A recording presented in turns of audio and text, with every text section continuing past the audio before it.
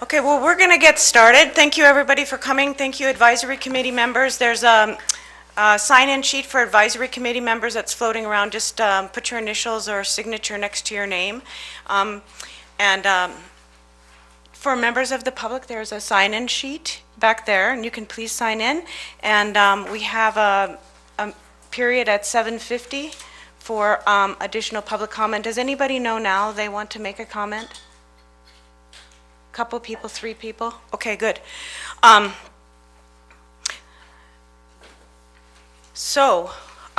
purpose of tonight's meeting is to basically have the advisory committee make a recommendation on the boundary.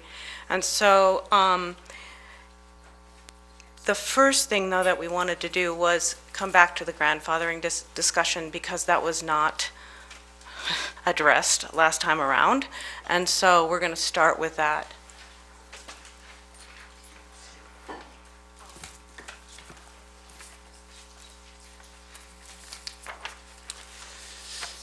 I would just reiterate Anne's welcome and thank you for being here. I know this has been a long process for many of you. There is in your packet, I believe, a draft sheet that's labeled grandfathering. And the sheet represents some notes that I made, Hatton's thinking, Anne's thinking, just trying to bring clarity around not only the grandfathering discussion, but some definitions, and then really 3 different significant scenarios that we think could come into play with regard to grandfathering. So first of all, ultimately you'll make a recommendation, and we'll advance that recommendation with regard to boundaries to the board on May 14th. And our intent, of course, is for the board then to spend a month with that work, listening to additional public comment before taking action potentially at June 11th board meeting. We really believe that grandfathering is part of the implementation plan for any recommendations we have to make with regard to boundaries. And I suspect the board will direct the administration to have some plan fleshed out with regard to grandfathering. But we felt it important to hear from the committee as to your thoughts and ask you really to take a critical look at what we've reduced to writing. See number 1 if it makes sense, and see number 2 if it's covered basically all the questions that you might have as committee members. So I direct your attention first to the middle of the front side, where in bold print it says grandfathering considerations. So what I would suggest to you is, if the board does take action on June 11th, they'll have to determine at that point in time when we initiate this change in boundaries.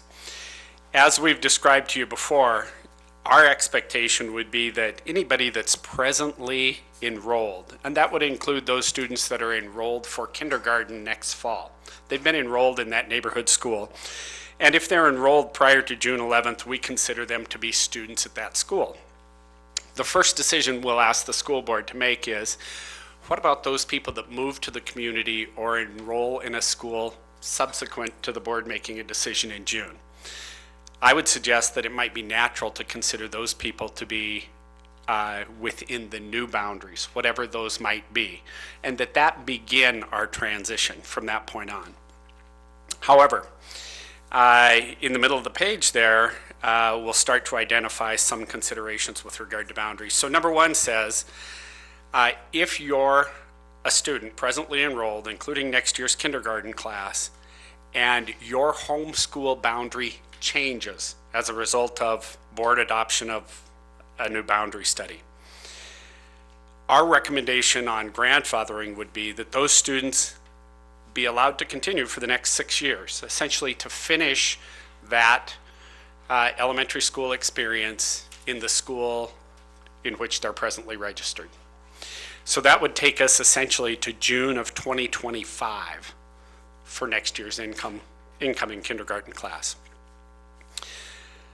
There may be some siblings who are not yet school age in those families. And I think, again, in the interest of family friendliness, we don't want to have a family with kids at 2 different elementary schools. So the recommendation at that point in time would be that those siblings be allowed to register at the school attended by their older sibling, just as if the boundaries had not changed at that point. There's a caveat that we would attach, and that is as long as the older sibling is still at that school. So if you have kids that are within that 6-year age span, you're fine, they continue on through. But if you have a student right now who's a 10-year-old fifth grader, and you've got a child who is born in 2023, and you haven't had a kid in that elementary school for a few years, we wouldn't expect you to go back to that elementary school and start a whole new experience. The idea is keep families together. So if there's that break in attendance, we would assume that you would then be subject to the new boundaries. And then a significant question is, what about transportation? And we have suggested here that we look at the possibility of continuing to transport those students who are grandfathered for 2 additional years. And part of this is, again, we'll need to charge Terry as our transportation director to really look at what the costs, what the routing would have to be. We don't have that fleshed out yet, but that's a consideration that we would have to study. So that's for students who are presently within a boundary, whose boundary changes.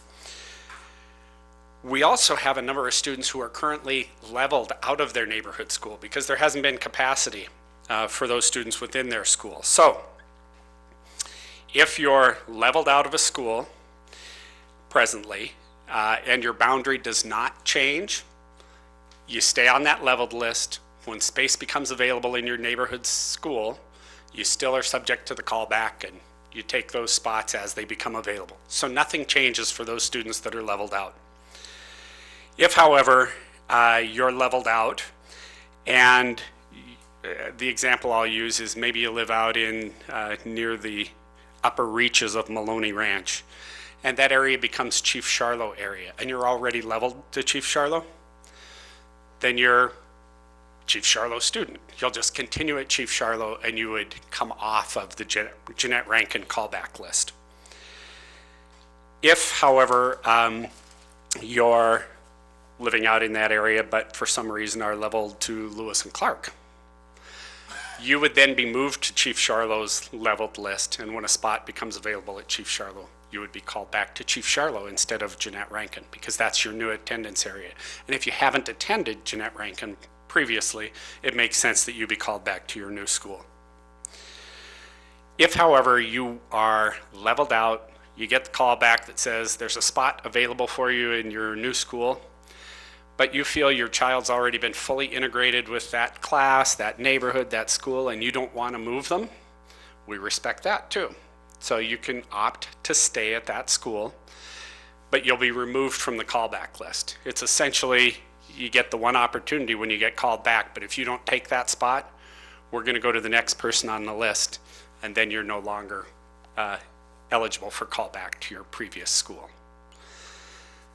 So I know I'm getting into the weeds of all these permutations. Again, if you're a student who's leveled out, though, and your new school is, say Chief Charlo again, we'll stay with that example, and there is presently space at Chief Charlo, you could be given a call and an option at that point of moving right to Chief Charlo. So our idea is that we want to try and accommodate as many of those kids based on parental preference as we can.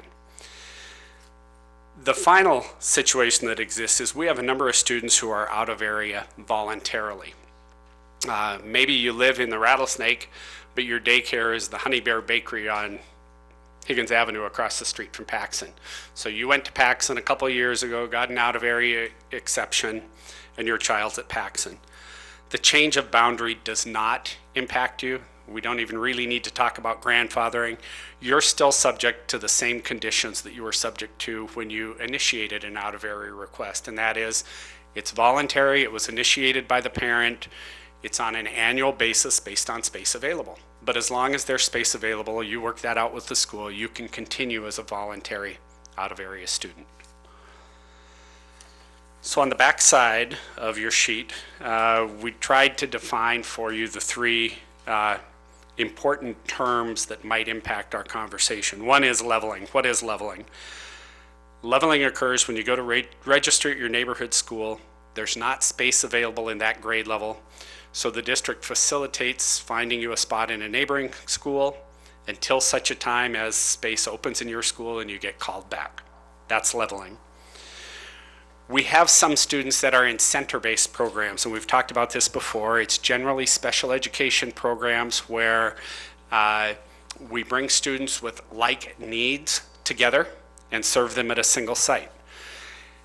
Center-based students are really exempt from the boundaries because programs are only available in certain schools. So we transport those students in order to meet their special needs.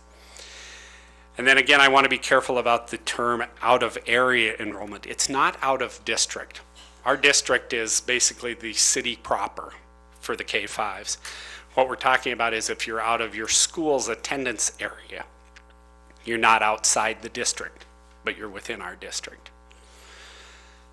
So, I know that's a lot to throw out at one time, but what questions or reflections do you have? And do we need to talk about greater clarity around grandfathering? Any thoughts? So I guess the first question is it reasonable to expect that anybody that's presently registered, including incoming kindergartners for the fall of 2019, be grandfathered into their current school? Kind of the thumbs up, thumbs down, or maybe you don't really have an opinion. Is that realistic? I guess my only question on that is if the school district adopts new boundaries, will kindergartners who maybe were in Paxton that are now being redistricted to a different school, will they at least be given that option starting in either one? I don't think it'll affect. Right. I would love to say yes, and I believe that's the case, but I think that's a conversation we'll have to have. Part of it is going to be dependent on our staffing, because we've essentially built our staffing plan based on our current situation. But I think if there's capacity and say somebody looks at it and it makes sense to them to go to the new school, we're going to work to accommodate that. But does that grandfathering make sense up through current kindergartners? Then how about the attached siblings who may be preschool age at this point? Does it make sense that we keep families together, and if they have an older sibling in the school, when that sibling becomes school age, the younger sibling, we accommodate them at that neighborhood school? I see Becky hesitating. It definitely slows down the rate at which we see the change in enrollments. And we understand that. But we also know there's a fairly high degree of mobility among our school population. So I'm actually thinking that given mobility, we'll likely see this affect enrollments a little more quickly than one might predict. And transportation may affect it too. But is that a reasonable expectation? I see lots of nods. Then maybe the more sticky point, transportation for 2 additional years through 2021. And again, part of that is we don't yet know the permutations of that and how that works with routing. It'll be difficult to tell unless we dive into every individual household, because of we measure transportation a lot on eligible riders. One household could have many eligible riders, but we have no way to quantify younger siblings. Sure. I meant to ask you this just before you talked about the busing, but what about early kindergarten students? They're already attached to a homeschool, but if they don't have older siblings, would they just switch to the school that they should be attached to? Yes, those, and Shirley's referencing students who are in our 4-year-old early kindergarten classroom. If they haven't attended the school, yet those programs are housed at Jefferson, I would suggest that when the boundaries are implemented the following year, they would go to their assigned school, unless they have a sibling already in that school. Okay, any questions then at this point? Is that a recommendation with regard to grandfathering that you feel you could support moving before the board as part of any boundary recommendation? I'm seeing some nods of affirmation. Anybody have any dissenting view there? Shirley? It's not dissenting, but I would really be curious as to the cost of the busing before a final decision. Like, I'd rather know that it's gonna, how much it's gonna Certainly. cost. And I think that'll be a factor the school board will certainly weigh. But I also think that it's largely dependent on to what scale we actually conceive of potential boundary changes. Okay, Ann, any additional thoughts? No, but a question, Mark, are you going to walk through the other scenarios as well?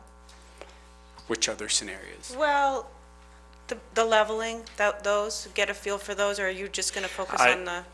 You know, I explained what I would plan to do. I don't know that I need to walk through those at this point because I think, again, the trustees, as part of the implementation plan, are going to have to weigh that. I think the greater question in my mind is about those that are registered, being grandfathered, and the siblings that are attached. With regard to leveling, I think there's going to have to be a lot of individual conversations with families, just as we do right now when we reach out to them for callbacks. That'd be my perspective. Hatton may have a different opinion. No, I don't. I just wanted to make sure we got a chance to ask about that item 1C and transportation in that timeline. Yeah, and I did ask that question, although, as Terry said, it's tough to quantify right now, but I think that's a clear recommendation. And I think Hatton's question is it reasonable to say 2 years of transportation? Does that make sense? Rather than transportation all the way through all. Through 30, 31, 1,000 years? So would we be asking the parents to provide transportation if walking or biking is not available? I would after 2 suggest that years? if we get past that deadline, it would be approached just like a voluntary out-of-area placement where parents do transport. Becky? I guess my only thought with the transportation is that when students register and decide to stay in their home school, the transportation issue needs to be clearly outlined so that they understand at the end of 2 years, they wouldn't have the transportation. Thank you. I think that's a good point. And Hatton raised a point with me this afternoon, and that is as we go online to our TransFinder program and identify bus routes, if we have two different standards, one being those that register, say, after July 1st, and if they're assigned to a new school, yet what are the bus routes for those students that are still grandfathered? We're going to have to work through how we publish those and how we make that distinction. So that'll be a challenge for us, and the communication piece around that will be huge. Okay. Well, again, as thoughts rattle around, I'm sure we'll come back and have plenty of robust discussion at the board level about grandfathering. Thank you. Thank you, Mark. So I just want to wrap that up. So there is agreement, or at least a consent, that this first item, students for whom the home boundary changes in June 2019, no one opposes that.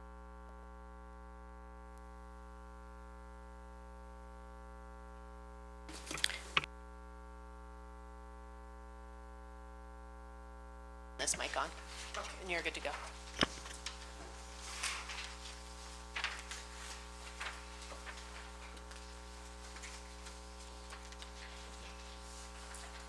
Do you want me to have something open up here? No, this is my notes were up here. Oh.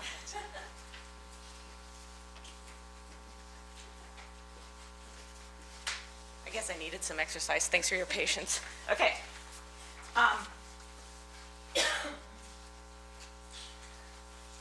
So I'm about to go over the recommendation that came from WGM Group.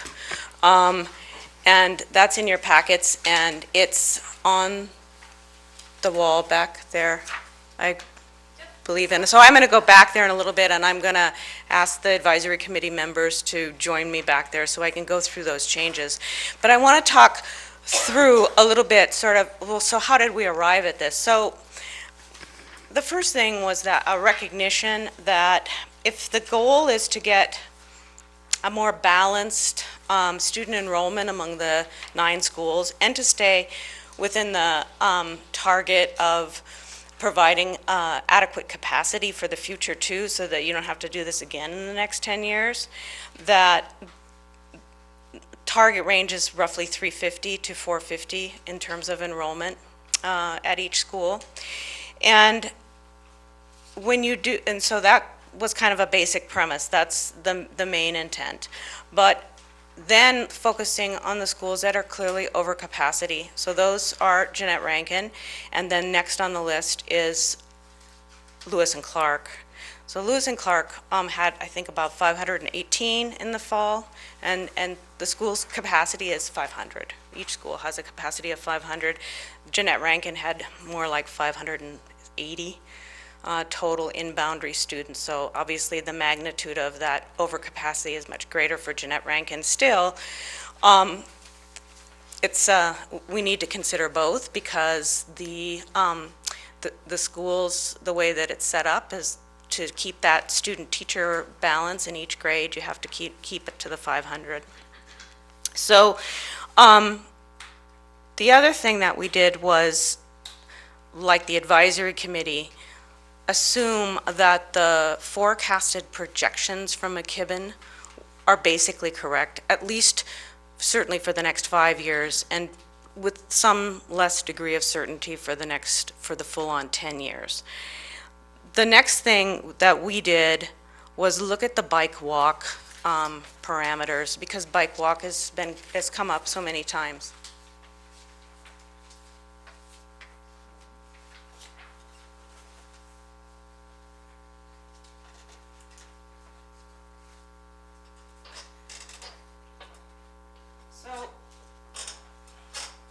This is the map of the bike walk, and it's only just the first half, so I'm going to go down. I'm going to have to yell, I think. I'm going to try. Talk normal. I'm going to talk normally, okay. And Shirley, if you Shirley, you can turn your mic on too.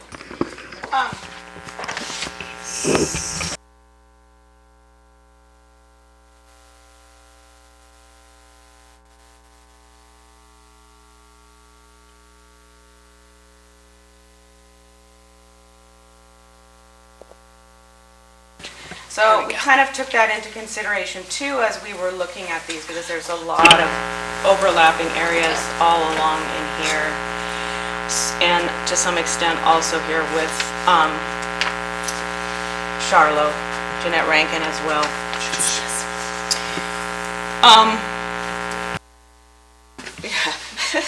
Another thing that we did was so socioeconomic diversity.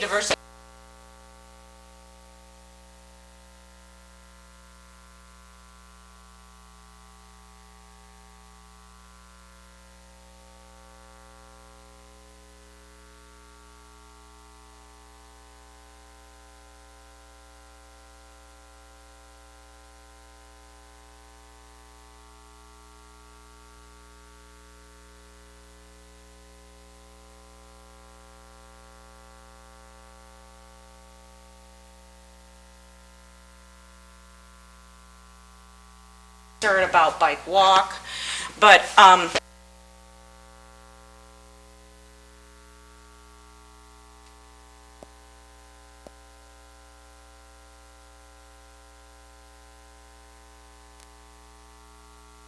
the things that came up at the last meeting, and also from one of the advisory committee members in between meetings, was what about if you took Jeanette Rankin and Charlo, sort of, thank you, and where you might do that. And so we looked at that as well. So I'm going to pull that.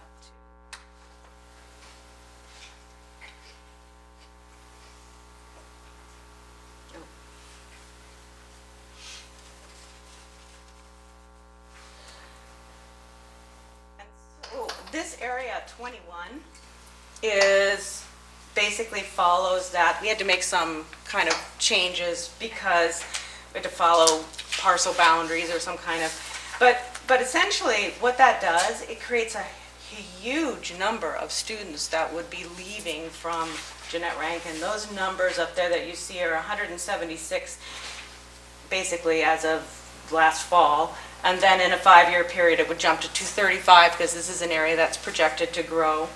And then up to 256 by the 10th year. So I'm just gonna use the cursor so they see what you're pointing at. Yeah. This area? Yes. Yeah. So this area in here, and here are those numbers. So this area includes, it's west of Miller Creek, and here's Lower Miller Creek. So it's a lot of homes in there. So we looked at that, but because it was such a large number, it would really almost shift the overcapacity issue over to Charlotte. And also, it would not, so the other thing too is that this area up in here is within the mile of Chief Charlotte now too, although recognized it's not necessarily the best bike walk connection to that, but still it's within that area within Charlotte, but it's not within that area for Jeanette Rankin. And so now let me talk about the recommendation, so we can just shut this one off now. And I'm just going to walk back, and all the committee members, if they want to come back. And there's a couple locations where this recommended option are shown on this back wall where Anna's heading, right here, and also on the front whiteboard. So select wherever you want to be, and if members of the public want to be closer to see one of them, you can do that as well. So if you guys want to come back to see what I'm showing, because I'm trying to get this. There we go. It's the same as the copy we have in our copy. Yeah, it is the same. Okay. It is the same, but just in case, you want to see it up here. So, no change to rattlesnake, because the projections are that by, even within the next 5 years, the enrollment of students is going to go down anyway, and it will be within roughly the recommended levels, certainly by the year 10. Can I interject on that? Yeah. So we also had some conversation about Mount Jumbo School. And I would say if there's one area that seemed to cause people to question the demographic study, it was potentially the rattlesnake. That's further exacerbated by the uncertainty about what growth we could expect out in East Missoula. And as we've discussed before this group before, we know we currently have 156 K-5 students in East Missoula. And so the question is really about the 2 areas in total, and at what point do we consider reopening Mount Jumbo? And although, as Ann mentioned, the projections as we understand them right now don't compel us to do anything with the rattlesnake, we know that if the combination of rattlesnake and East Missoula continue to grow, then Mount Jumbo is potentially the solution. So rather than move part of the rattlesnake presently, and therefore essentially for the long term saying, no, we won't consider opening Mount Jumbo, we felt it important just to leave it intact with the idea that when you reach that tipping point, whether it's 200 students at Mount Jumbo or the potential of a partnership so that the East Missoula students could attend Mount Jumbo, and maybe you run early K, or maybe you partner with Head Start, or a compatible use in the building like a daycare, so that we could bear the costs of overhead, then you could consider reopening Mount Jumbo, and that solves the rattlesnake East Missoula issue.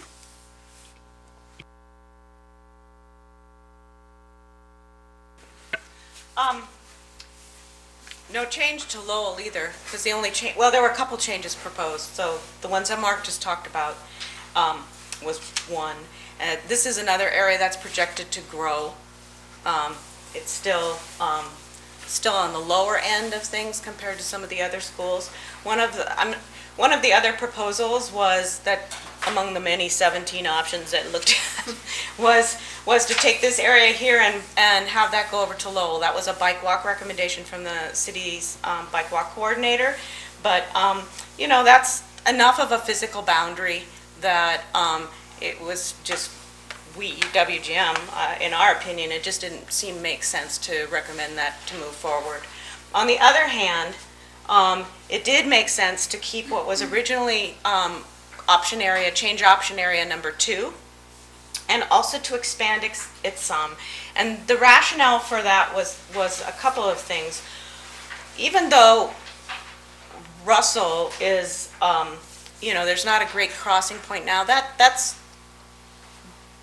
road is being upgraded and updated, and certainly when we made this, we also made an assumption that grandfathering of some type would occur. So it's not like tomorrow or next fall, kids are going to have to go across there. So that over the course of, transitioning with grandfathering and whatnot, that this would come about more slowly maybe. But also, as you recall, there's the railroad trail, and there is a point at which it can cross then Russell. And there's also, there's trails up here, and they can come down through this area down here. So why add this? This was, actually, I should say, the other thing is that in order to really address the issue of Lewis and Clark, which is over, you have to shift students somewhere. And so we kept one of the ways, we have 2 from going out from Lewis and Clark, and one of them is going to Paxson. And it made sense to make this break here along south.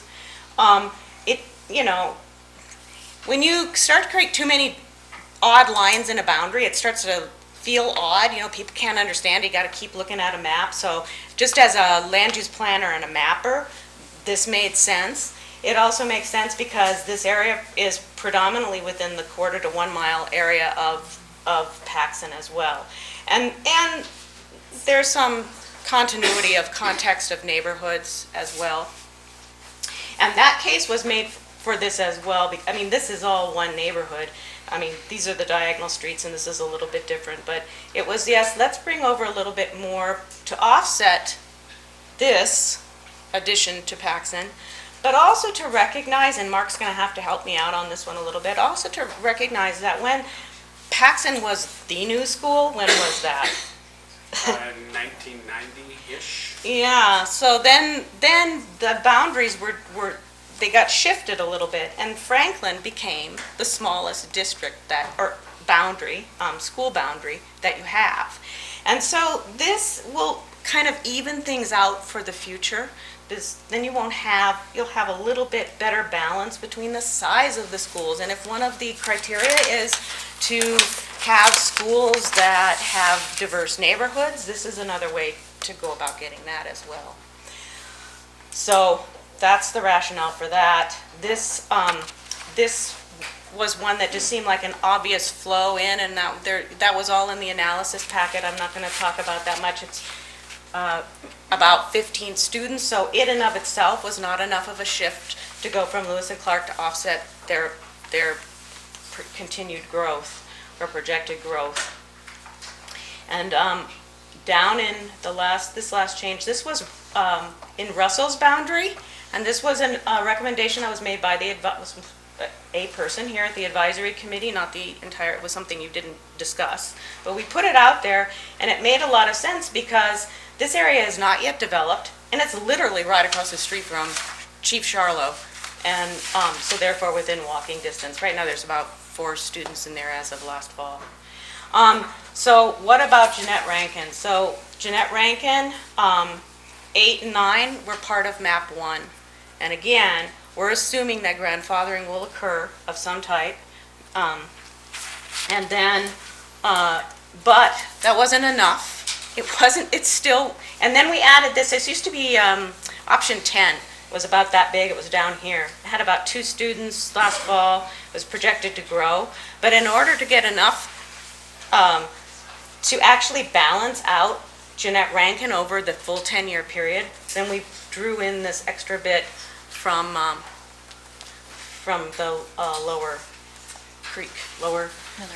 Miller Creek.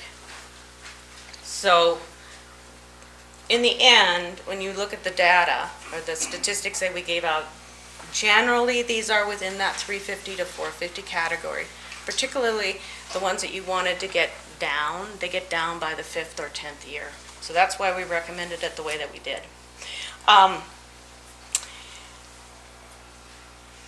The only other thing I wanted to bring up is that there were a lot of comments from people at the open houses and about middle schools. And I know that the middle school is not one of the criteria that you guys agreed to address, but I wanted to at least bring this up so that you're aware. So this change 22 would shift, and I would, as of today, it would shift students from Washington to CS Porter. And again, remember grandfathering, and remember the next thing that we're going to be doing as a school district is looking at the middle school boundaries. But I thought I did this on my own based on the maps, and so if I'm getting any wrong, let me know, Mark. But in 14, there's no change. This area is already going to Washington. They'll continue to go to Washington. 8 and 9, they would still go to Meadow Hill. And the major change is this 23. Pretty much everything west of Miller Creek went to CS Porter, so now they'd be going to Meadow Hill. But that's just kind of information for you because it was so, that was often a comment. It was like, I'm concerned about middle school. I would just add number 7 would have that same effect. Instead of going Yeah. to Lewis and Clark, those students go to Russell, and currently Russell students go to Meadow Hill instead of the Washington. Thank you. So I missed one. So, any questions about this?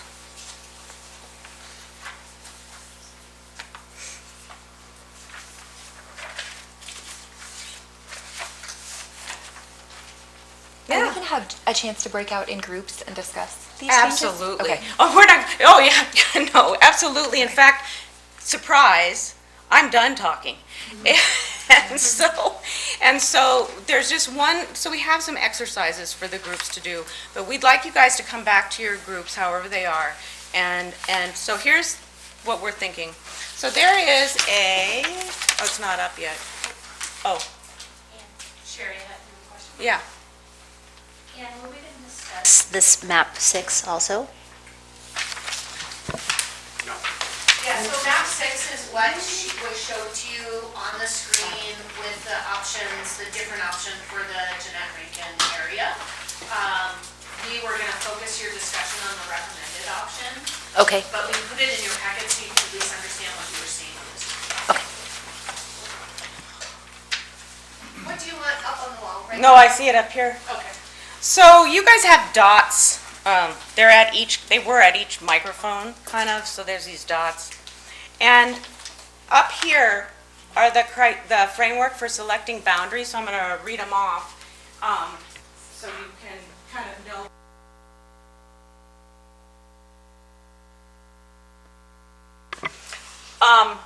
The major goal and objective was to balance building utilization and reduce overcrowding in the schools, allow room for growth, target enrollment 350 to 450.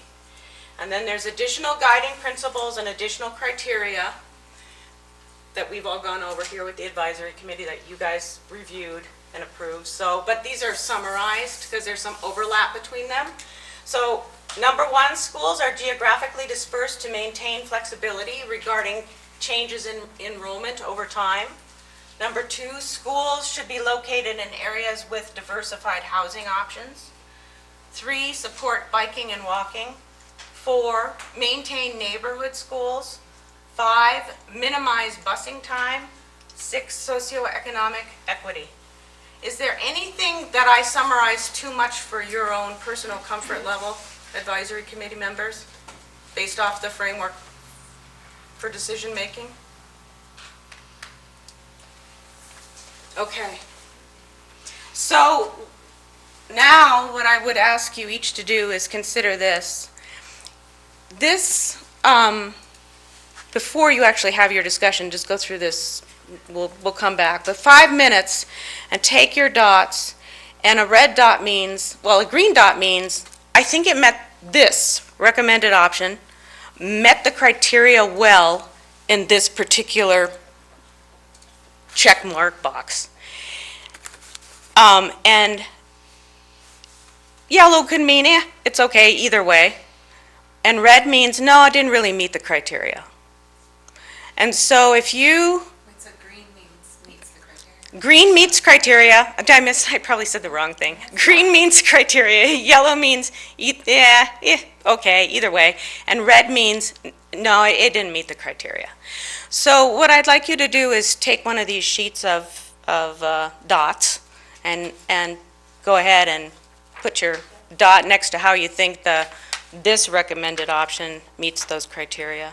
And then, once you guys are done, then we'll come back in your small groups and you can you can have a discussion. First off, let's look at the results and then we'll take it from there. And then we'll go back to group discussion. But let's look at the results as a whole. So take 5 minutes, put your dots up there, and we'll come back. And, sorry, can I ask you a quick question? Is there going to be data available, or is it even possible to have data available to look at the effect of grandfathering on these numbers, like to be able to compare what grandfathering numbers would look like compared to what like this would look like? Is that a possibility, or is that? I think we don't necessarily know. What we know is this: if every single student who lives in a change area wanted to stay in that change area, according to in their currently enrolled student, they'd get to stay in there. So one way to look at grandfathering is, okay, well, if I'm in, area 23 now, I'm going to keep going to Jeanette Rankin until I'm done with Jeanette Rankin. And so you can basically assume that they don't change. What will change if everybody did that is, as new people move in to that neighborhood or that change area, they'll start going to that school. And we don't have those refined numbers at this time. I would just add, it varies by neighborhood. I would say district-wide, you can probably anticipate about a mobility rate of 10 to 15% for next year. Some neighborhoods, it's going to be minimal, and some it'll be 30%. So really difficult to project just what that effect would be on each school. I think, again, it's going to come back to Terry's transportation analysis more than anything else.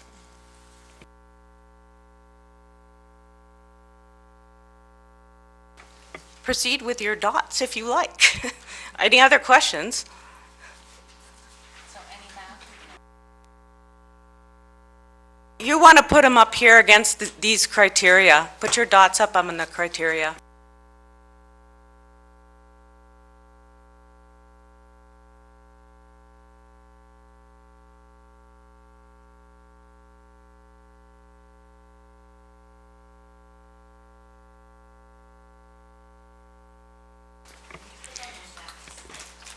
So you can put your dot on each individual item if you like. Green means good job, yellow means, yeah, and red means doesn't meet the criteria.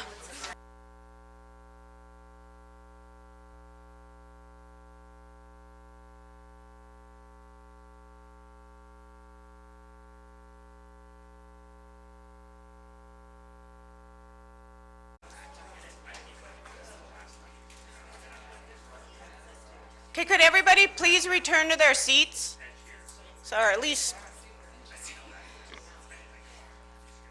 okay, we're going to go over these.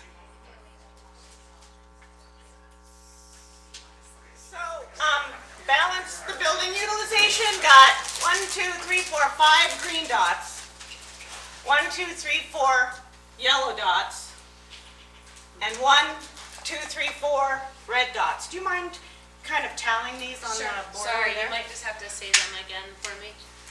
Green, yellow, red. So, building utilization, 5 green, Okay, 4 yellow, 4 red. okay.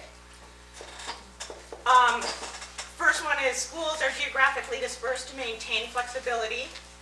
1, 2, 3, 4, 5, 6 green, 1, 2, 3, 4, 5, 6 yellow. Schools should be located in areas with diversified housing options. 0 green, a blue, nice. Did somebody, I mean, I did it on Intentional. purpose. You I did did it. it. I did it on purpose. I'll own it. Because Turn on your mic. we were talking about that, and we're like, so the question, it reads, schools should be located in areas with diversified housing options. Well, the school is located where the school is located. Last time I checked, Mark isn't giving me carte blanche to just jack up a school and move it somewhere. So that is something that we couldn't quantify or possibly maneuver, that's not malleable in any way. So, you know, for the school should be located somewhere, well, we just created a school that is located somewhere where a majority of our population is. So yes, we did that, but that's not what we're determining. We're determining where they are now versus, so that's why I put the ambiguous dot. totally understandable. So those came from the strategic plan, right? The facility strategic plan, and I think the thought was that the smart schools, that the schools can't change, but the boundaries can to help achieve that. But it was a little up, but the guiding principle was the guiding principle. Okay. Okay, so, Diversified housing, any yellow, any red? yeah, 1, 2, 3, 4 yellow, and 1, 2, 3, 4, 5, 6 red. Okay. Support biking and walking, 1, 2, 3, 4, 5, 6, 7, 8, 9, 10, 11 green, 1 yellow. Maintain neighborhood schools, 1, 2, 3, 4, 5, 6, 7, 8, 9, 10, 11 green, 1 red. Minimize busing time. A lot of yellows, we don't have a ton of information on that, right? But it doesn't. So 1, 2, 3, 4, 5, 6, 7, 8, 9 yellow, 3 green. No reds. Socioeconomic equity, no greens. 1, 2, 3, 4, 5, 6, 7, 8 yellows. 1, 2, 3, 4, 5, 6 reds. So where you have some highlights of high numbers of reds is on the maintaining or socioeconomic equity and DH. What was that? I guess diversified housing. Yeah. So those two tend to be companions. Yeah, and yeah, those go hand in hand, right? So, Yeah. And okay. where you have high numbers of greens are bike walkability and neighborhood schools. Okay. So what we'd like the advisory committee members to do would be to, I mean, first off, I think there's a question, and then we can kind of take it from there. But you know how we talked about informed consensus, or informed consent rather than consensus on this? So, you know, there's obviously a lot of difference of opinions, even on the main goal, which was to equalize or level, you know, the numbers of students across the district and the 9 schools. So it did get more green votes than any other kind of votes, but that is the primary objective of this, and then as much as being able to meet those other criteria as possible. But the question is, could you live with this recommended option? And I think that you just don't have to raise your hand or anything right now to that. I think you just need to ask yourself that question. Could you live with this?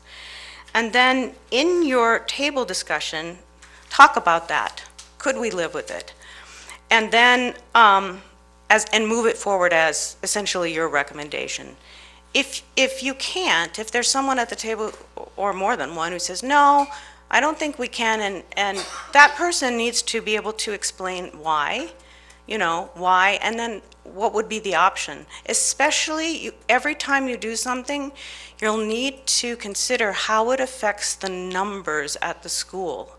And you may need some help with that, and we'll come around and best we can and help with that.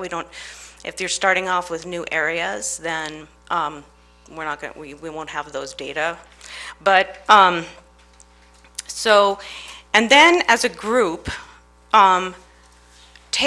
keep track of these suggestions, and we'll give you guys, there's a fair amount of time on this. Why don't you guys work until 7:30, and basically it's up 30 minutes, and ask yourselves, can we live with this? If not, what should change and why? And when we report out at 7:30, the question should be, you should be prepared to present what you, as a group, could agree to as informed consent. So in other words, no group report out is going to say, well, some people thought this and other people thought that. You're only going to report out on the things that your group said, I think we can move, we could live with this proposed change based on your group discussion. Does that make sense to everybody?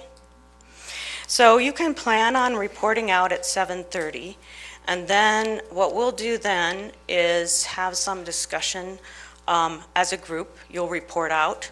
We'll mark up the ones that have filtered to the top of a group discussion, and then we'll go through a process of seeing as a group if you're going to change things. And I'm looking at my schedule, and I'm thinking that to actually do that after the group will probably take about 25 minutes as a group, once you report out and then work through discussion. And then we have the public comment at 10 to 7, so we're going to have to move that back to 7:25 in terms of when you report out. So 25 minutes. Thanks, guys.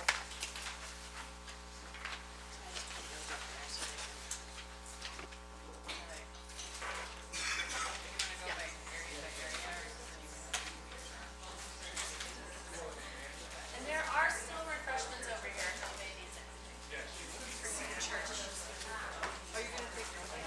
I can.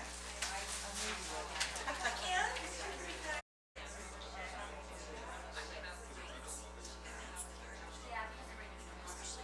Okay, well, thank you, Advisory Committee.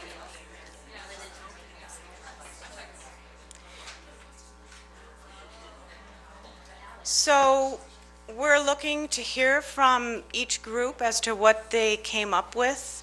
And while you're doing that, if you're recommending changes, we're going to suggest that you come to one of these two maps, and if we can mark them up, you can mark them up how you think that your group came to informed consent on potential changes. And Hatton's going to be up here taking some notes too, so we have a kind of a text place for some conceptual changes and the reasons behind them as well. So does any particular group want to start on this? Okay, I choose you guys. The middle ones, you probably thought you were safe.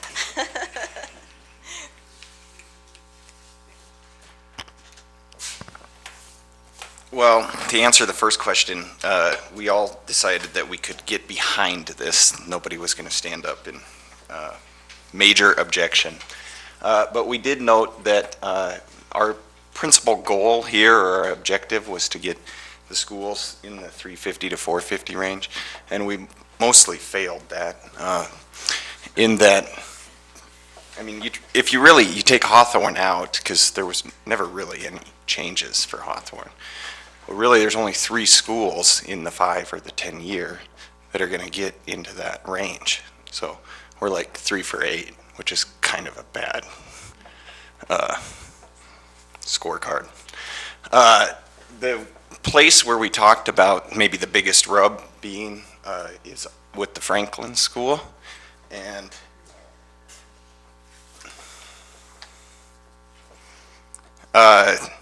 you know, 419, that school's already got, or right now has like 360, goes to 419, then 470, and then 457. It's a pretty big change, and so that one concerned us. In terms of it going down?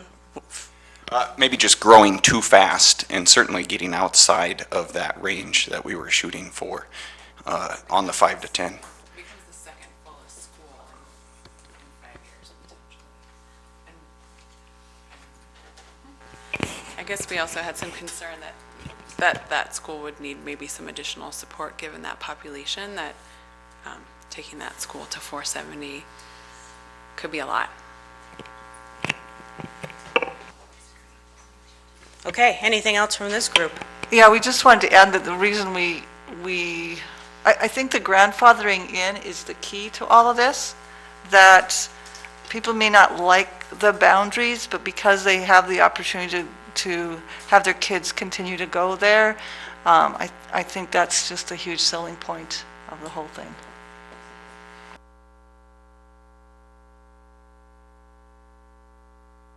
Okay, how about we go with this group here?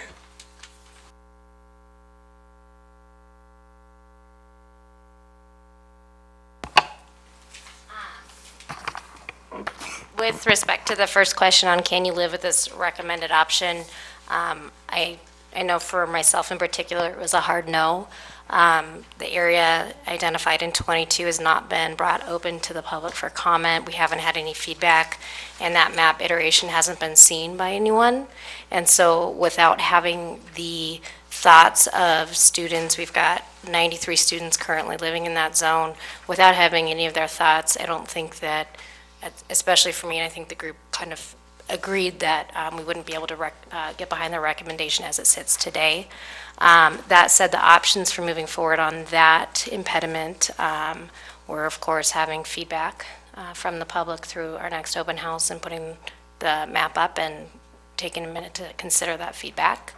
I think the other questions that were raised with number 22 was the economic impact. You're taking a socioeconomic neighborhood and putting it into another socioeconomic neighborhood that's somewhat depressed, and taking those students away from a school district that has a generally higher, housing and cost of living. So that was a concern.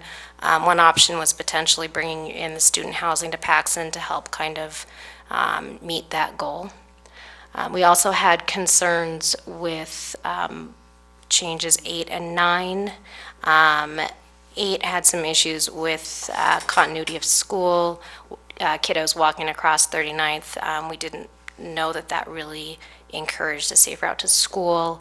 That concern could be offset by addressing safe route and walkability, or maybe considering some changes there too.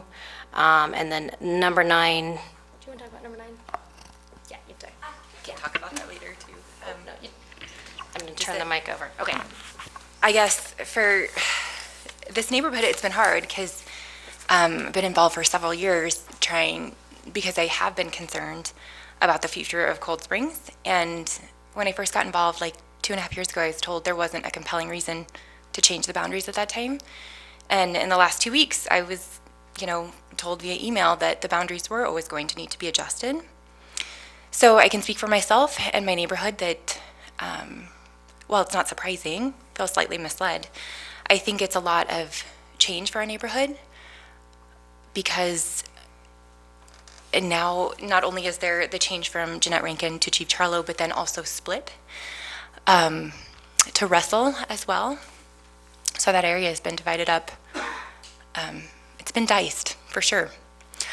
So, and the boundary at Briggs brings a lot of concern to me because that is a lot of kids live in close proximity, and I think that's an odd switch just with those kids having to then cross 39th Street and then their close neighbor going up to Chief Charlo. I think that over the years as I've been asking about the process and being told to show up and to keep voicing my concerns, and when I've asked to have conversations, I've been told that we will get there. And I think in delaying those conversations, we've perhaps gotten to a point where there is no longer a point to having the conversations, because now it does look silly for the Cold Springs neighborhood to be in Jeanette Rankin. I know it's important to look forward to mitigate problems, but I do think in some ways growth is being potentially prioritized over existing families that have long made commitments to their neighborhoods and communities in our neighborhood. And so it's hard to watch it be split up in 3 and to have additional concerns with children in our neighborhood, again, potentially crossing 39th Street. There are not a lot of safe places to do that.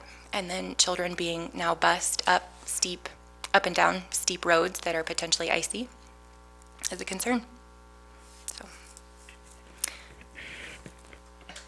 So thank you for all those comments. So I just want to clarify, so this group, as a group, did not recommend any map changes. Is that correct? I didn't hear any map changes. I heard concerns about walkability. I heard concerns about diversity. I heard concerns about letting people comment on a change area that hadn't been put out before at the last open house. So if this were, on that one, if this were to move forward, it would obviously come out at the next open house, and I think that's what you were saying. So, but I do want to clarify, you are not recommending any map changes? Yeah, we did. The married student housing, bringing student housing into Paxton. I missed that one, so, okay. Do you want to draw that? Just so we can reference what we're talking about? Not everyone knows that area. I don't think sledding behind Preston. That's true. You go to both those places. It's like a win for the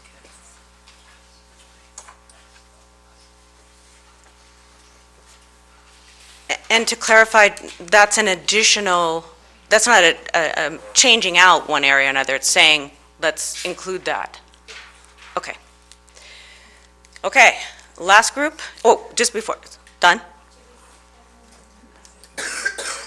Okay, thank you. The last group?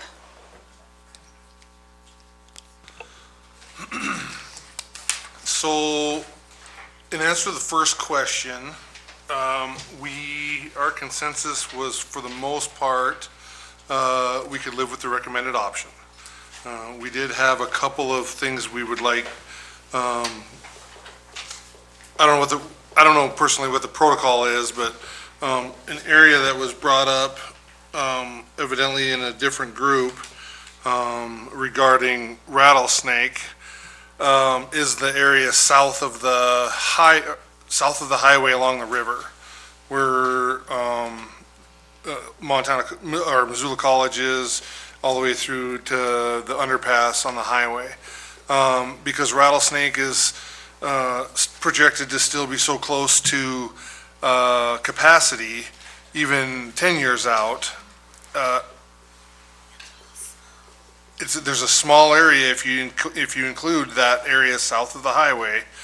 We can't count the number of students, but if I was to just pull something out of thin air, it'd be 20 students possibly.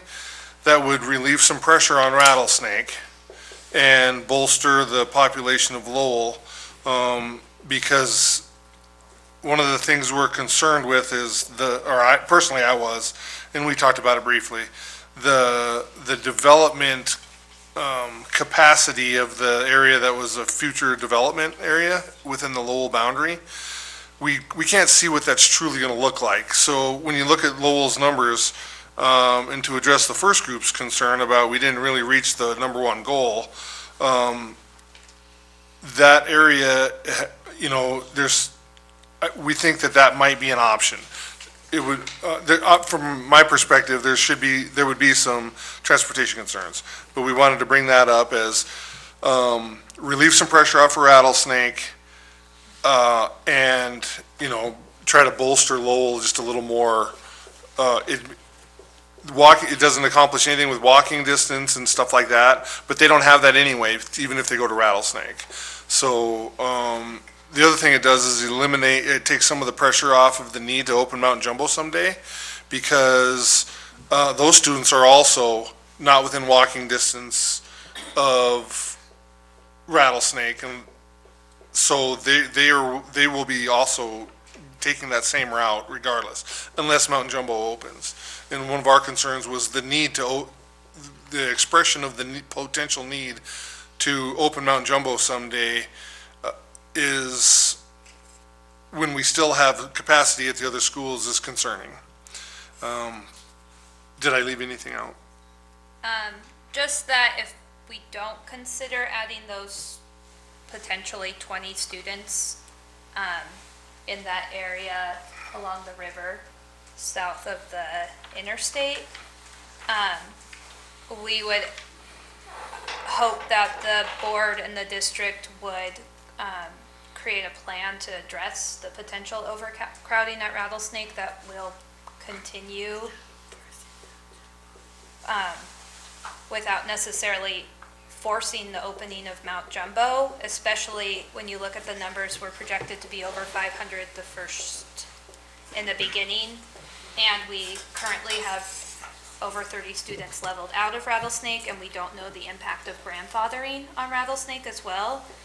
And so it's concerning from us, someone who works at the school, from that standpoint of continuing to be overcrowded, especially when there are schools that are so close to that 300 number.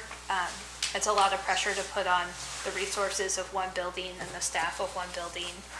And so I would hope that the district would create some sort of plan to address that overcrowding. Where would new students go? How would staffing be impacted? Does the school really have the space to have that many students attending it for potentially, you know, even 10 years out? And then, you know, what would happen in the future, instead of leaving Mount Jumbo as this like orb of a possibility without a firm commitment or plan to what the district would do to address that. So I just want to clarify, are you then, I mean, I'm happy to draw, because I think, or maybe Terry, you can come up and draw the area, but the question is, it sounds like you guys are suggesting a map change, and if you want to have that up there, if that was something that your group agreed to, then go ahead and do it.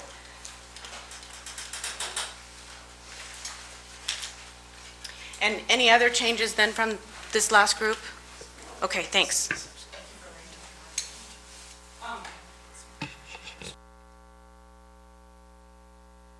So essentially, Hatton's caught all these comments on the board, but there's three potential map changes. Three?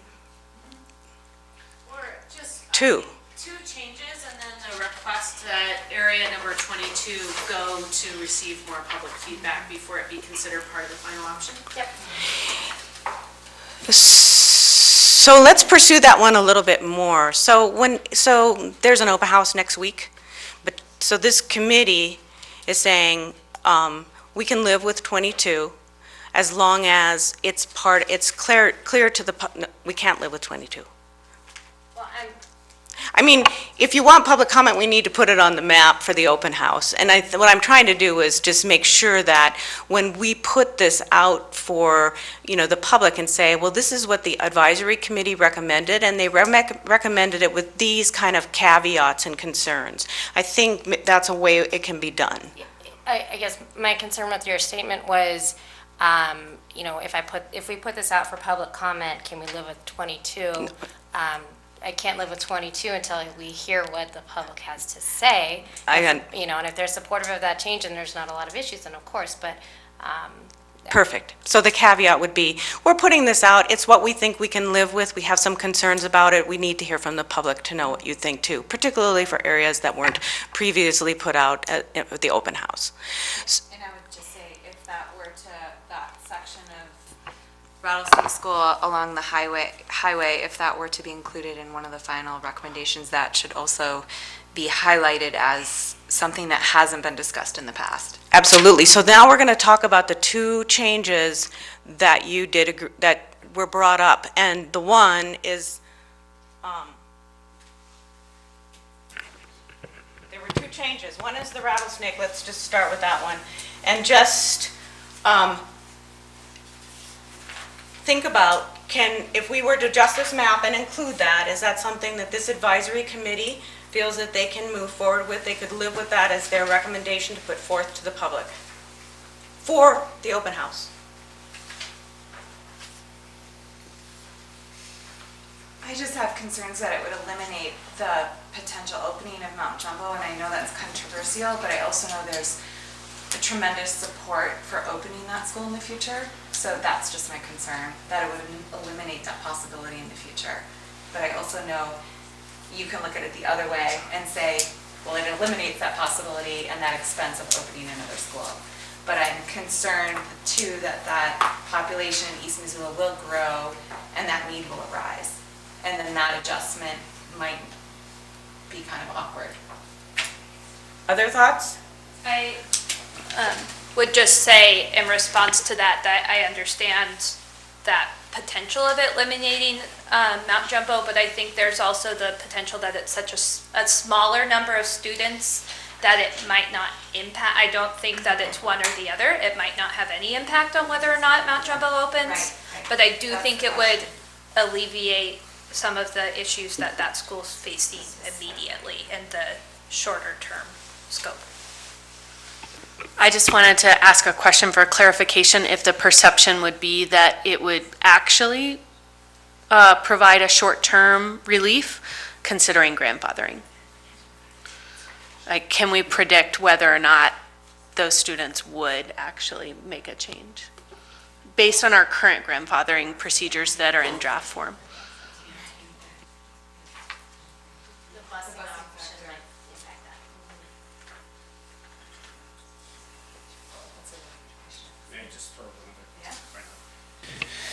If you go back to Rattlesnake's demographic forecast from a given, as Robin indicated, right now Rattlesnake is at its peak.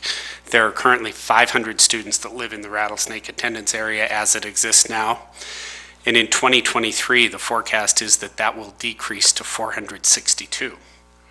So the reason that I made this suggestion earlier about Mount Jumbo and Rattlesnake is, if in fact that demographic forecast is accurate, then we're not necessarily compelled to take action with regard to Rattlesnake because it will naturally decline. And in 10 years, 2028, he forecasts 454 students in that area.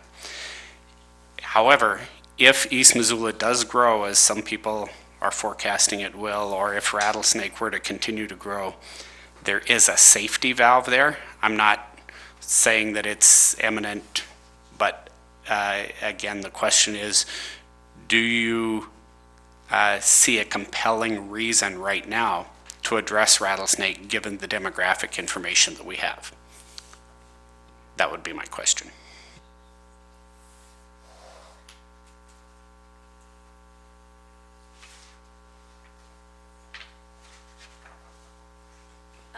I guess I see a compelling reason simply because Rattlesnake's predicted to be over 500 currently, and our goal was to get schools between 350 and 450 students, and so even at the end of that projection, we're still over 450, and it seems that there's inequity between the schools within the district if there's schools that are continuing to be in the low 300s when other schools are staffed at 500. And I want to recognize that I'm speaking from a point where I teach at Rattlesnake and I teach close to 500 students. And it's challenging to be in a role where I see all 500 students and then I work with colleagues throughout the district who see a significantly lower number of students when we have relatively the same job description and functions, and how that really impacts what we're able to do and what I'm able to teach my students when I have that many more. And so that's just not as much as committee member, but speaking as a teacher at that school, I do think it's compelling even to consider a decrease of 20 students and how that impacts learning at our school. So it's a question now for the rest of you is it a compelling reason to put this up for essentially your recommendation for the open house? I just have one thing I wanted to say about it. And one question I keep getting is, since a boundary change doesn't necessarily make sense for the Rattlesnake, some people are coming to that conclusion, majority, is there anything else that can be done to help that's not included in, as part of this process, but some sort of assistance to help with a current spike? It's a unique situation that looks to be going down. That's alternative thinking outside of the box. That might be, something that administration, the district looks at. Just throwing it out there. Specific to any school that has a spike right now that isn't being, the solution isn't found within a boundary change. Rattlesnake being one example. I just keep getting that question from people like, well, if it doesn't make sense to make the change, is there anything we can do to help ease the pain of the current spike that we're experiencing? I travel to all of the buildings, and every building has its own personality and culture. And I can tell you that 456 kids at Rattlesnake does not at all look like 456 kids at Franklin or Lowell. So I think, without getting into details of what that might be, I think it's just really important to understand that it would be much easier to have 450 kids at Rattlesnake or Jeanette Rankin than it would be at Franklin or Lowell or Hawthorne. So we have to consider those things as well. I'm going to suggest that, does anybody have another question or, a comment related to this? Otherwise, what I would suggest is that we don't take action on this one right away. You think about it, and we'll come back to it in a few minutes, because the only other suggestion is this university area from Lewis and Clark to Paxson. And I just went over to that's 58 students today. I don't know if Hatton, you can check. Are we looking right here? Yes. 58, 58, 56. So that's an additional one. If you put that, some more will have to come out of Paxson somewhere else in order for that to balance out to less than 450 or less.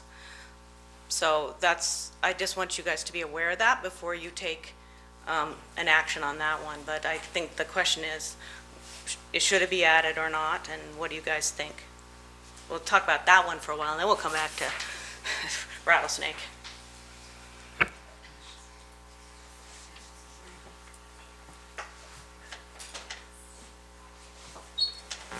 I was just curious as to why specifically the married student housing instead of other streets. Safe route to school and crossing and economic diversity.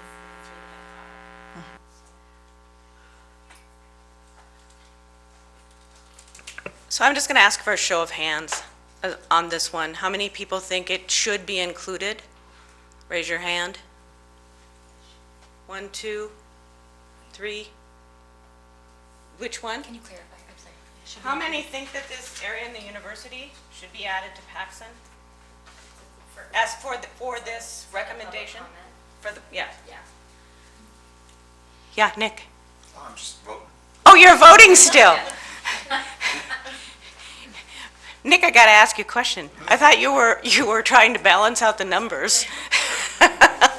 This will shoot it up closer, way closer to 500. Lewis and Clark and Paxson are 2 of the 3 that we got on, so I don't know why we moved those numbers without the domino effect of moving the other numbers. So if you do that, you add those 58, you gotta take some out of Franklin, which might be alleviation. Okay, that's, I'm supportive of it if we can take some. But I proposed that the last time when we did this because it makes so much sense for those kids to go there. I have a question too, which is this. It's socioeconomic addition to Paxson, but couldn't it also be said that it's socioeconomic addition to Lewis and Clark as it is? So I'm wondering if that kind of balances out in the argument, so it's really a walkability perspective that's leading this. I just kind of wanted to, yeah, I see a lot of nodding heads on that one. So, so now there's a suggestion to take some out of the kids going to Franklin and add these to Paxson. Is that what I mean, that's a suggestion on the table. I think there might be something compelling to think about the program that Paxson has with the Spanish immersion and allowing for more students to potentially attend Paxson out of area because of interest in that program. So keeping the numbers lower at Paxson would allow for more of that. Whereas if we were including more numbers and then taking them out of somewhere else, there might not be room in the future at Paxson for students who might want to attend Paxson because of that particular program. Okay, and I have to say, that is one of the things that I thought about when we were making this recommendation, because there's so many people who are already pretty committed to, they'd be in that category that Mark talked about, who are voluntarily having going out of area. So anyway, so, well, let me ask you this. Does anybody think that, I mean, how many people think that you should add this without any change? Should this be an addition without any other change? Does anybody think that's a good idea? Okay, so then the question is, I'm pretty certain Nick's probably thinking, change this slightly, maybe take it back to 2. Take it back to 2. Well, what was 2? Change area 2 was smaller, it cut out. Yeah, or the other thing that we talked about, and this is somewhat arbitrary, is if you just do the line like about right there, and let these guys go there, and have these guys come here.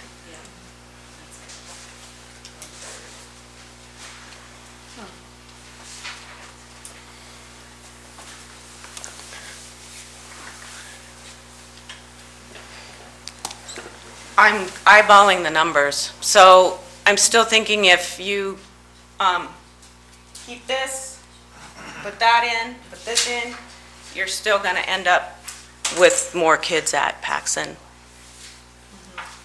2, as it's represented, when we previously showed it, was 54 students, 58, 54. So hovering right around that 55 mark. So those 2 combinations of changes would essentially leave Franklin the same, and it would leave Paxson the same. I don't know if that really helped that much.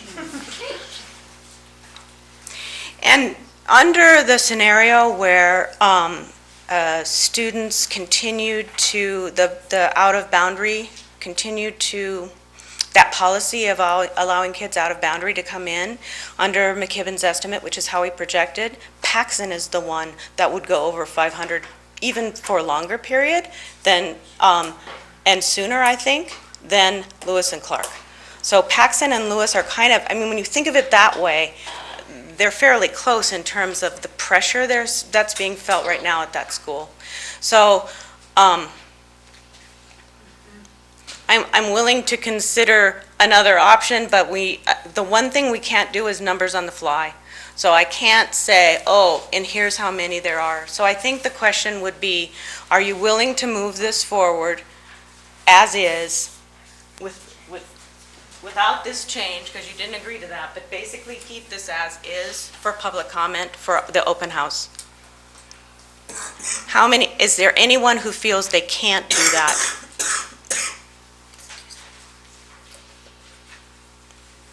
Okay, we're keeping that part as is. And those people who live in, who see their change now, they will be coming to the open house. We'll hear comments, and you guys can discuss that at the next meeting. So then we're back down to rattlesnake. So I'm going to just raise the question again.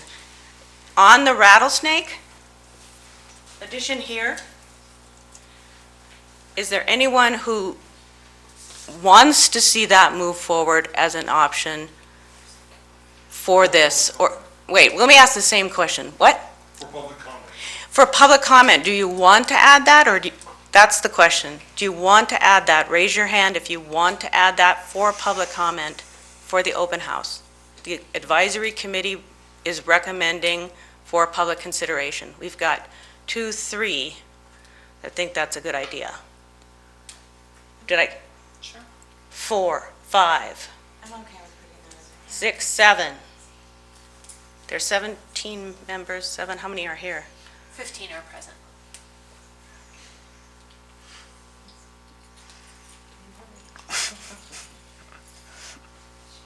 Well, if it was just a voting system, this isn't informed consent. I mean, obviously, we have some people that are willing, but it's getting, we've already passed the time when we were supposed to have public comment and whatnot. 14 are actually present. Oh, it's a split vote. Okay, boom. So can we have 2 maps, one with and one without? For 50 kids? It's certainly not ideal, I think. You really want to move forward with one recommendation.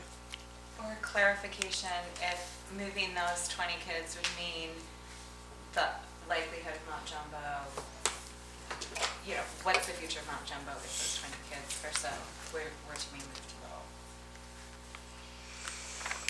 I think that's a better question for Mark than for me.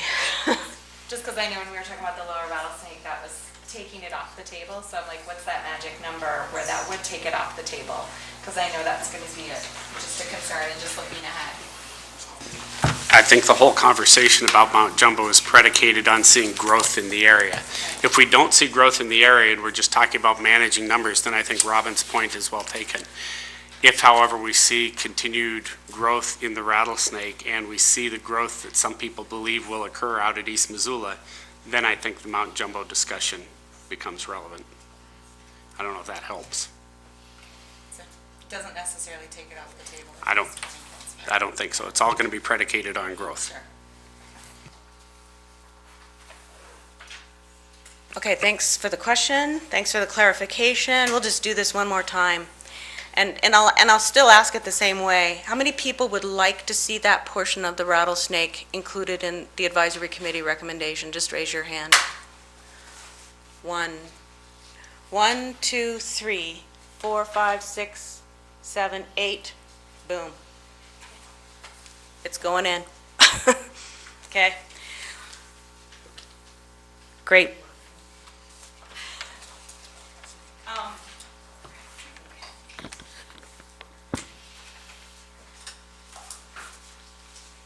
So I'm just coming up here. That, you have made, we've accomplished the goal of this meeting, which is to move forward a recommendation from the advisory committee. And when we do that, I think when this goes out, some of the, I mean, in the notes, it'll say the concerns that you had. And you guys are a representative of the district and of the schools, so I suspect that there will be people who have similar concerns, and we will hear that at the open house. And then we also had your informed consent, at least on the review of grandfathering as well, in terms of existing children and siblings going forward. So that's huge. Yay. So thank you guys. You guys have been very patient as these other meetings. There was a lot of information presented. So thank you all. I know it's 8 o'clock and I know it's the time when you would leave, and I appreciate that, and I appreciate that the public has waited patiently while we tried to wrap this up, and I know that you have comments. So I wanted to clarify that the comment period is you can come up briefly, say what your issue is, but don't expect a response at this point. This is simply to take comment, so it's not a dialogue, but we are very interested in hearing what you have to say. Hatton or Mark, do you have anything else you wanted to add to that? So, It's helpful if you identify yourself by name, and if it's a strange spelling, spell your name. so come on up. Hi, thanks for having us. I'm Lee Bridges. I'm from East Missoula. I'm the chair of the East Missoula Community Council, and that's who I'm representing in this. I would like to also add, because of listening to your discussion, I'm also on the sewer board. I have been since we created it in 1996. What happened when you guys took Mount Jumbo off of the table is that it was in 04, 05, somewhere in there, that you took Mount Jumbo off because of the numbers. What we didn't realize was that in 02, when we got our sewer in place, is that we were able to add so much more growth. And in the past 15 years, we have exploded. Right now, I don't know how many of you have passed through East Missoula. I live there, so I'm there every day, but we have growth that is going through the roof right now. We have some two-bedroom condos, 12 of them that are coming in. We have 10 Habitat for Humanity properties that were just purchased for families.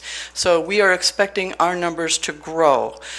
So we're coming at it from a different standpoint. You're looking at it as forcing, being forced to start Mount Jumbo up. We are encouraging you to start up Mount Jumbo.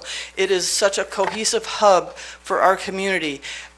everybody is looking at the city of Missoula, and we're out in the county. So you all don't consider the fact that we have a viable school right in our neighborhood that is, it's still been kept up to date. Lowell used it for their remodeling.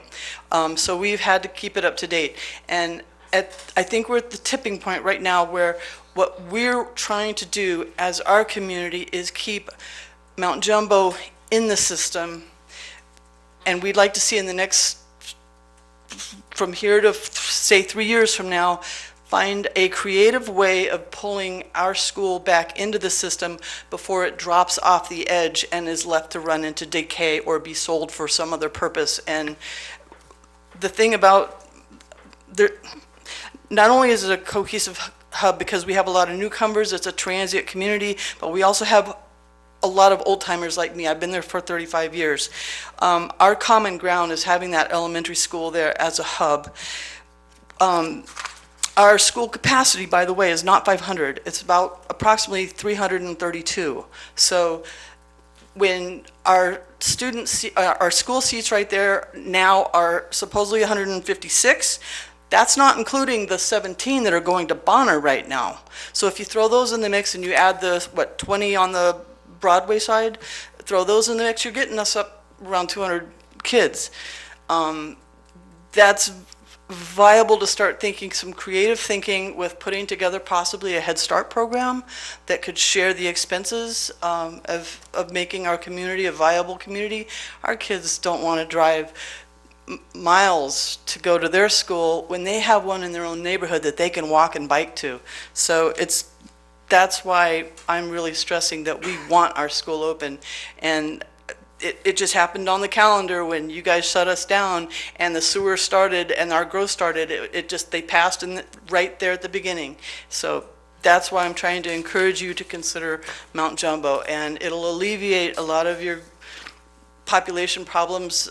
I don't have kids and I don't understand the school system like you guys do. I'm just sharing this from a community standpoint, and I've talked to our public members, not just our members, but our public. And I talked to people on the street, and nobody understood why we shut our school down. And we've kept it up enough to keep it in the system. Let's not lose it. It's just too viable to lose. Thank you. And we're going to try and have an open house in May, perhaps, and welcome people from neighboring communities and our own communities to come and check out our school. It's an awesome school. We have big classrooms. We have the gymnasium and the cafeteria. It's an awesome school and an awesome playground. Come check it out. Before you make a judgment on it, come check it out. Thank you. Thank you so much. So, anyone else? Be sure and state your name. How's it going, guys? My name is Andy Drobeck. I live at 509 Simons, which is in your guys' change area number 7. Sorry I missed. You guys haven't seen my face before. Honestly, it was a Missoulian article that turned me onto this. I've got a 2-year-old and a baby on the way, and I didn't really know that this was going on. So I feel like I'm kind of, you guys are already way through this, and maybe I'm not going to be heard, or maybe our area's been overlooked because we're so small. But I really think what you guys are doing, I know it's emotionally taxing. It's not just numbers on a map. Like, these are kids, future kids, and I could see it with your neighborhood, how much it really matters. And I feel the same way. It's not a 2-year-old that's been keeping me up at night. It's this that's been keeping me up. I came tonight to learn about your guys' process, and also I wrote a letter, so hopefully you guys can read that. And then advocate to keep our area, number 7 in Lewis and Clark. I'd have no issues with Russell School whatsoever. This isn't about what school I want my kid to go to. It's about being connected to our neighborhood. And I know you guys, neighborhood cohesiveness is listed as one of your guys' main guiding principles. And if you look at the map, our neighborhood is the Farbuse. And you're cutting off this tiny chunk of 15 kids from the entire rest of hundreds of kids, and you're cutting off 15 students. We're not connected to the South 39th Street, and we're not connected to Southgate Triangle, which is where it goes to Russell. This is our area. This is our neighborhood. And you guys are cutting out this tiny chunk of 15 kids. It doesn't make I want my kid to go to the park. The park, we use Whitaker Park. Those are the kids that they should be going to school with. This is our neighborhood. And for 15 students, it's just not worth it. There's no bang for your buck there. And I really, as much as this is down the road, I really wish you guys would really consider drawing that line, keeping us in Lewis and Clark. As you can see, it really matters a lot to me. And please come out, walk the line with me. It's a block. It's not a block. It's the next house down. There's not even a road there. The line goes across our street. There's no road. We walk across and we're in that other area. So I really would invite you guys to come out to and walk that with me, and then please let me know how I can help. I'll knock every door if that's what you need.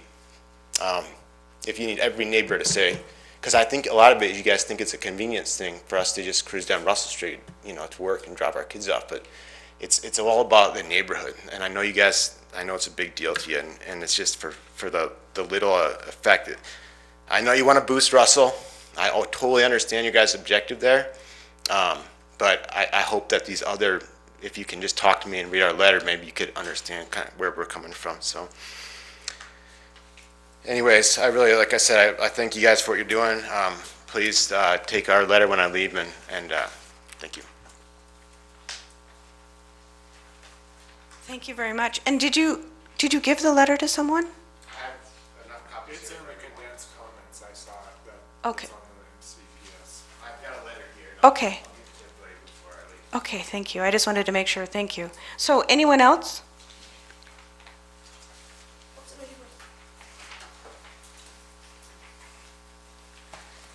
Good evening, I'm Lisa Thomas, Thomas, and I wear many hats. First, I'm going to represent the East Missoula Community Council as well. I'm one of the secretaries out there, and I live in East Missoula, which also makes me a taxpayer to the Missoula County Public Schools, and I also get to work at Rattlesnake School with our fabulous librarian. And I'm here to speak on a couple of different things, but primarily to support recommending a plan that it will include Mount Jumbo in the future, and also to recognize those compatible use and community partnerships that can happen, such as the Head Start and the Early K, and also including that area that you are now sending to Lowell could easily go to Mount Jumbo. With the bridge, the railroad bridge that is now would not be a safe route, is going to have to change when the highway widens, which is coming in the very near future. So that's going to have to become, and the bike paths are coming on Highway 200, lights are coming, and Speedway is getting a bike route. Things are changing in East Missoula that might not be in the report. I want to also remind you, you hear it all the time, the last report about growth at Rattlesnake was absolutely wrong. So they say no growth. Well, yeah, they said that last time, and here we are busting at the seams. So not everything is accurate. So keep that in mind. I really appreciate that these are not just numbers, these are children. And I've heard that not only from parents, but from you. And that's really important too as a teacher. And I also just want to say that there's not a classroom teacher on this committee. And I just want to say that that does matter. And just as you represent our community, you're also representing classroom teachers. We have one representative of the staff who's an excellent whole school picture, and I really appreciated her comment tonight from the whole school, because I don't see her side. I was a PE teacher, so I did see it. But now I'm in a classroom, and I do have a different vision of it, so just try and keep in mind that there isn't that voice at these tables as you're thinking about it, that's all.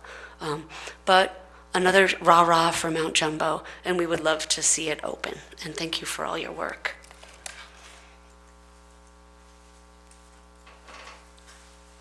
Thank you. Kathleen Sevilla. I'll be short and sweet. Mad Panic went through our neighborhood with this map that I believe is not being considered, I'm pretty sure. We live up here across from Hayes Creek out by 93.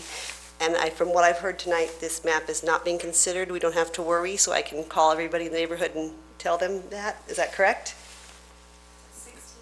It's number 6 is not being considered. It's this area all through here. And it was no discussion tonight, and Hatton said, if it's not discussed or brought up tonight, it's pretty much gone? Okay, good. I do want to thank Mark Thane earlier for talking about grandfathering. Thank you so much for all the time that all of you have put in, and the grandfathering, I think, is so important, and it seems like it's on the table. We just haven't seen any final word of it, but I agree with the grandfathering those families that have siblings in the school already. So to please continue with that, and we'll look forward to the open house next week. Okay, thank you. Thank you. Anyone else?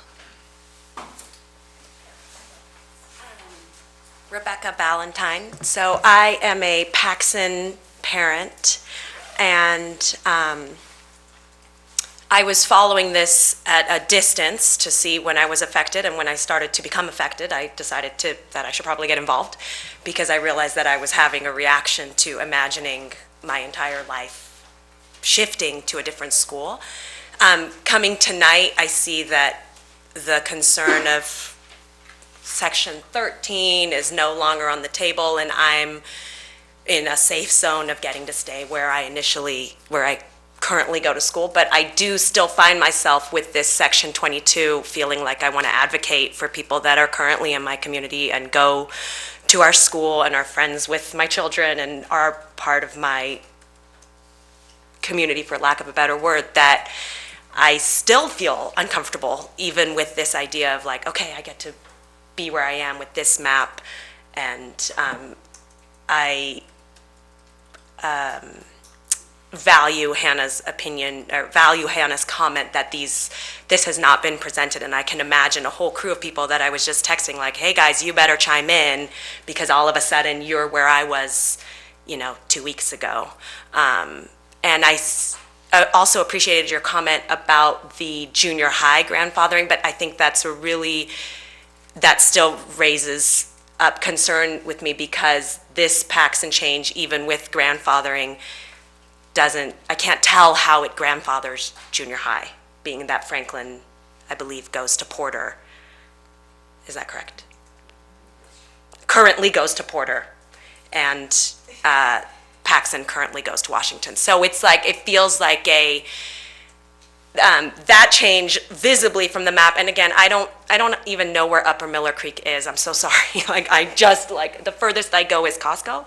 But, and I chose that for a reason when buying our house with my school-age kids already school-aged and birthed.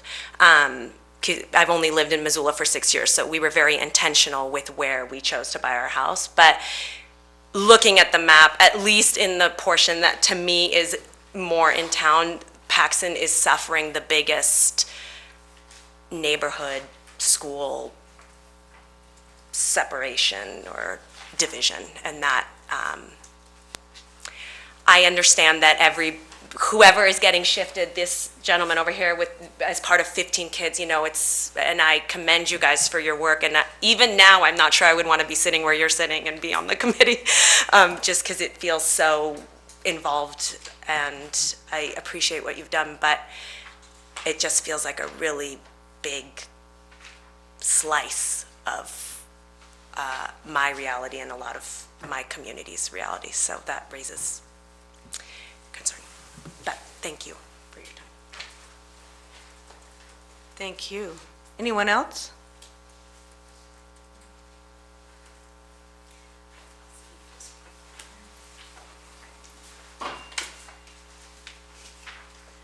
Hi, my name's Anya Franchak, and I work in the school district at one of the high schools, and I see I guess what I want to speak to, and not specifically anything in the map, but just I want to talk to this team, and it sounds like you've already been addressing it, and that makes me happy, but is the segregation of class within our community. And I see that it's really transparent at the school I work with, and I think Shirley addressed that about like how different it is when you have free and reduced lunch rate of over 50% in one school, and then another with 20% at it. It's not good for our kids. It's not good for our most marginalized populations and those impoverished kids. So I just really want to advocate for those families. I think many of them are not here or able to be here. And so I'd like to speak for them when you guys look at these changes. And I think you are taking that into consideration, which makes me happy. I'm looking at 22 and wondering a little bit about that too. I don't know what that does to the Franklin population socioeconomically, taking those kids from Paxson, what that does to Paxson. I know Paxson has a pretty low free and reduced lunch rate compared to Franklin, and I worry about that. And so whatever 22 does socioeconomically to Franklin, I want it to reduce that free and reduced lunch rate, not increase that free and reduced lunch rate. And I do think it is very different when you work with, you know, the amount of tier 3 kids that you have at those schools that have small populations. You need that staff needs the amount of time that needs to be spent. Those populations need to be smaller. And smaller class sizes is really big for those populations too. And integration of social classes. And so I really want to advocate for that the most, because those families are really suffering. So I want when you guys look at 22, I really want you to take that into consideration. What does that do to the free and reduced lunch rate at Franklin? Does it reduce it or does it increase it? So I want to look at that. And the numbers at Franklin are pretty high. So if we have a pretty high population of students with a really high reduced free and reduced lunch rate, that's a huge impact. And I don't know if the district can afford the staff to support them. So I just want to take that into consideration. I think that's all I have to say. Thank you. Thank you. Thank you. Anyone else? Well, thank you all for your comments, and thank you for participating. And thank you for the committee, too, the advisory committee. So any last thing from the advisory committee? Yes. I just have a question about what's going to be presented to the public before the next open house. I don't want to, I mean, will this be presented on the website for people? I'm saying this because I know people are going to ask. Will it be available to look up prior to next Thursday or next Wednesday? The call on that, it seems like, well, first off, these meetings are public, so Right, the exactly. results are already, your recommendation is out there. Sure. And so we will be revising the maps, and it's just a matter of when we When get it them done. happens. And I'm looking at Hatton now to, Yeah, so the recommended option is on the website right now. Right. We made it live at 6 p.m. tonight in conjunction with Okay. this meeting. Yeah. With regard to the adjustments that you guys have recommended, traditionally, we don't put them on the website until the open house occurs, largely because that is the context to help explain it rather than just throw it up there. So in my mind, I'm thinking we might stay with that plan unless the committee has a strong request to put it up prior to the open house. Okay. Thanks for clarifying that. Yep. Yeah. anything else from the advisory committee? Oh, sorry, one more thing would be at the open house, which would be the draft grandfathering procedures as they're written, and those are also on our website right now. I'm just making sure that there's nothing that came up through this that somebody wants to comment on the advisory committee. Okay, doesn't look like it. Thank you guys a lot. Appreciate it. Good work.